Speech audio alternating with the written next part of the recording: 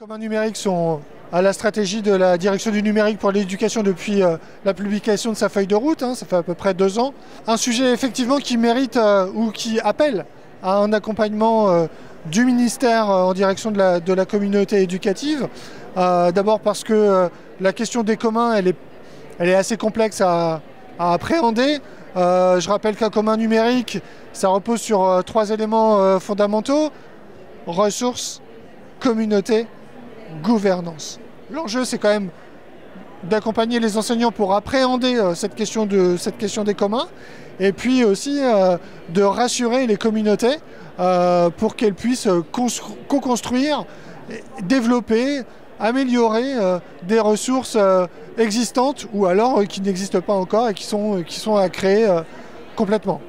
Pour accompagner la communauté éducative autour de la construction de communs, la DNE s'est dotée d'outils et propose des outils pour construire du commun à la communauté enseignante. Le plus connu d'entre eux, c'est la Forge des communs numériques. Quand on fait le bilan de la Forge aujourd'hui, c'est environ 3000 projets, enfin 3000 participants et 2000 projets. On a des communautés qui sont constituées, des communautés fortes, qu'on a pu mobiliser lors d'un temps fort, le Forgeathon qui a eu lieu au mois d'octobre, où en fait les collectifs se sont réunis pour faire évoluer et travailler autour des communs qui sont posés. On a par exemple des communs qui sont des cahiers en mathématiques, des systèmes d'exploitation, je pense à Primtux par exemple, donc des enseignants qui construisent et se mettent collectivement ensemble pour proposer des systèmes d'exploitation pour faire tourner des ordinateurs, plus particulièrement des ordinateurs à vocation pédagogique, donc Primtux.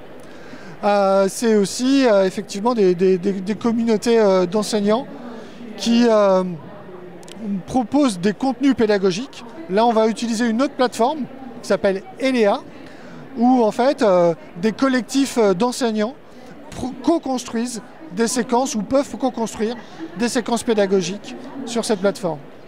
Toujours dans l'idée du contenu pédagogique, on va retrouver cette plateforme soutenue par le ministère qui s'appelle Capital, où là en fait on va avoir des enseignants qui enseignent le code, qui partagent leur contenu pédagogique pour en faire bénéficier leurs pairs. Donc c'est vraiment ça la philosophie des communs, c'est accompagner des collectifs d'enseignants pour que des pairs puissent outiller d'autres pairs en partageant leur savoir-faire, en mettant en synergie leurs compétences pour qu'à la fin ce soit l'élève qui puisse en bénéficier en situation de classe ou à l'extérieur de la classe. On voit bien que des enseignants qui mutualisent en fait des compétences pour produire des contenus pédagogiques, c'est intéressant. Il y a aussi des professionnels dont c'est la mission et qui s'en font un devoir. Je pense à la filière EdTech. Il faut voir que l'un ne va pas ou n'est pas excluant par rapport à l'autre.